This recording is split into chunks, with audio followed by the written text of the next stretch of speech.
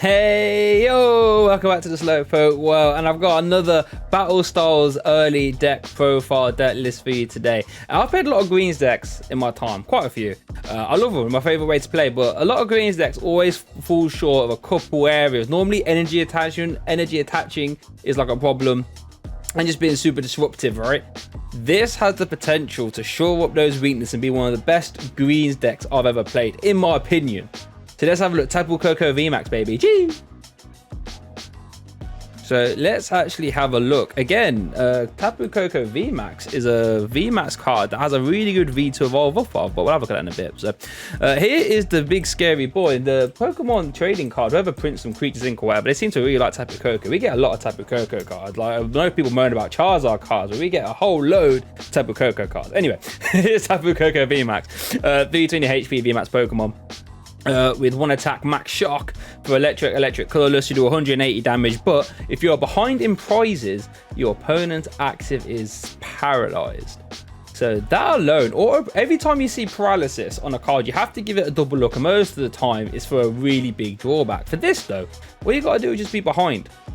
And you can actually manipulate the game to where you're always behind for the most part until like the last few turns. And 180 is a good clean two-shot on everything in format. So this is a really efficient attack. 180, you know, still one-shot stuff like Crobat, whilst two-shot and everything else. So this is a good start so far. Tapu Koko V as well is a really efficient attacker in his own right, really. Let's not get it twisted. We play forward. I don't go like that. There we go. Basic Pokemon, 200 HP. Free retreat cost. That's cool. The one energy attack spike draw, you know I love one energy attacks. Basically for one energy you do 20 damage and you draw 2 cards. Anytime you can draw cards on the green deck is always good, because greens on the most part don't draw you cards. Then you got a Thunderous Bolt free for 200, which is, you know, that's pretty efficient as well on a free retreat cost. I feel this type of Koko is just always outshined by the rest of the electric attackers, but you know, on face value, it's actually not too bad of a card. And with greens decks, you always opt to go second for the most part, whilst you can actually activate your greens and get set up. So spike draw is really nice and it's a real big godsend for sure. We are greens deck, so we can play a 3-2 line of the Magneton from Cosmic Eclipse, and what this little geezer lets you do is basically you can knock itself out, right? So your opponent takes a prize. So now we can, like, you know, start being behind in the game. That's what you want to do. So then our max lightning or whatever it's called can actually paralyze our opponent. But it also lets you search your deck for 3 supporter cards and put them in the hand when you do so. So not only are we going to start paralyzing our opponent as early as turn 2, we can also start getting 3 supporters, and we'll get to the supporters that we play in a minute, but it's just super strong and super scary, really. Again, Magneton's just mostly here to make sure we have our greens for the rest of the game and our bosses, anything like this, and put ourselves behind on prizes.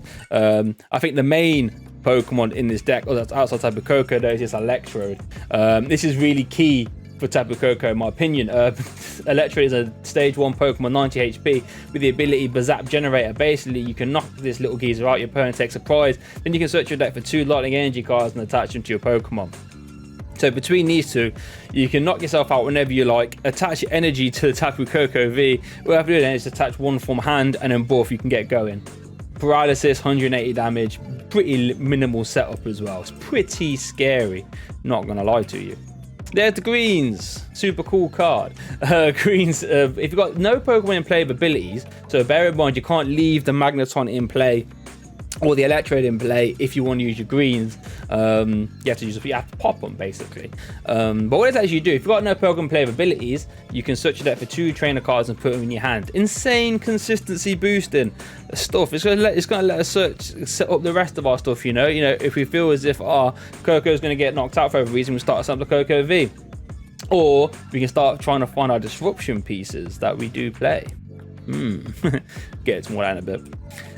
2 Lieutenant Surge's strategy, baby. Lieutenant Surge's strategy always goes super well with Magneton, because we can search a deck for 3 supporters. And what Lieutenant Surge does, basically, if you're behind on prizes, you can play 3 supporters, well, 2 more supporters after the Surge. So we can go Surge, Boss, Greens, or something like this. So let's actually see what other combination of supporters we play. We've got 2 bosses orders, so we can boss as well. Let's say our opponent's like left a Jirachi in the active, bad example because we one-shot a Jirachi. But you know, there's something in the active that we don't want to hit. We can bring up their attacker, bang, and KO them, you know what I mean? or at least lock them up, paralyzed. We got one Cynthia Caitlyn, so we can get back our greens, which lets you discard a card from your hand if you do draw 3 cards, and then get a supporter from a discard pile back into your hand. So this can get us back Lieutenant Surge, this can get us back Boss, this can get us back, you know, any of our supporters really. And then we've got the Marnie as well. So this Marnie is interesting because how I feel this deck is going to play for the most part is you're going to want to try and limit our opponent's hand size as early as possible, okay? Either with stamps or with Marnie. So we can go Magneton, Surge, you know, greens, Marnie. Give our opponent 4 card hand and we paralyze them. Pretty scary. That's why we got 1 Marnie there for that. And I actually got one of the new Karinas as well, and I'm not 100% sure on this, but this is something that we'll have to test and see if it's actually good. What this Karina does though is lets you draw to have 6 cards in your hand. Sometimes what I felt when I play greens decks is sometimes, you know, after you pop off and you do your whole greens, you know, Surge combo, you got like 2 cards in hand, right?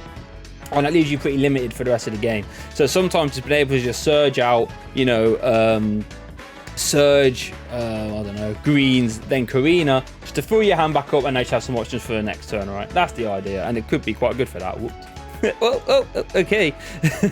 Yeah, well, let's actually look at these reset stamps. We mentioned them before. So we got 4 reset stamps. The idea being, if we pop off, like let's say, on our turn 2, we actually clear a Magneton and an Electrode, right? So our opponent's on 4 prizes. We can stack them to 4 and paralyze them as well. How disgusting that. Turn 2, 2-shot, paralyze. Oh, that's why we play 4 of them. We don't. If we can like not have to greens that out, have it in hand, it opens up our greens to find us more stuff like consistency stuff, right? Speaking of consistency stuff, we have 4 Pokegears there. But look at the top 7 cards of our deck. Find any support we find, then put it into our hand. Basically reads, please, please, please find greens turn 1 or turn 2. But equally can find us our bosses or our Surge or anything like this. 4 Pokemon communication, just so we can evolve up our Pokemon and find bases. We do play a fair few Pokemon in here for a greens deck, so Pokecom should always be live, which is nice. 4 quick balls, because we have to try and set up 3 basics turn 1 essentially, right? That's just the long and short of it. So really important. 4 quick balls going to help us do that. Got 1 tool scrapper. This is mostly just so we can get rid of any big parasols that our opponent might be playing, because that would stop the paralysis from our Tapu Koko VMAX, which we don't want. So we can just grease that tool scrapper, get that off, and then, you know, get back to our game plan. And then 3 power plants. This is just so we can try and stop any Denes or Couriers that our opponents are playing, right? So when we paralyze them, we don't want them, you know, go to Dene on there to switch, because switch is paid in quite a high count. So if we can just try and lock our opponent's hand, just take 3 cheeky prizes at the start again, carry their VMAX, and like, oh no. And then we can start playing the game with 3 prizes up at that point. So that's the idea. And here's one thing that I'm really excited about in this deck. It seems really silly and basic, but trust me, as a greens player, when you can draw 2 cards, oh boy, that's good. Speed Energy lets you, when you attach it to one of your lightning Pokemon, you essentially draw 2 cards.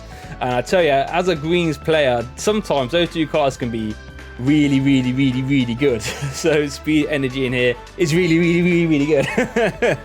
I can't wait to actually play this deck and see how impactful they are. And then we've got 6 lightning energies to round off. Is it 6 or is it 7? I apologize, it's 7. 7 basic energies to round off the list. We kind of need a fair few so we can attack and power up our Tapu Koko VMAXs throughout the game, or our Tapu Koko Vs. So let me know what you think. Auto paralysis is something that you really have to take seriously in any kind of format. And I feel that this is one of those cards where it's been built in such a way you can tell it's going to be competitive, right? You know, 2-shot, paralysis, greens, so you can be really consistent. Attach energy from deck, no less. Hand disrupt. You can even play hammers in here if you want. I thought hammers would be pretty counterintuitive because, you know, if our game plan's going well, our opponent should be paralyzed anyway. But, you know, there's that as well. So this could be a pretty scary deck for sure. Make sure you test it. Let me know how it goes for you. If you have the more battle styles, deck profiles, and early coverage, make sure you smash that subscribe button down there, okay? And check the players in the description. Thanks for watching, and I'll see you all next time.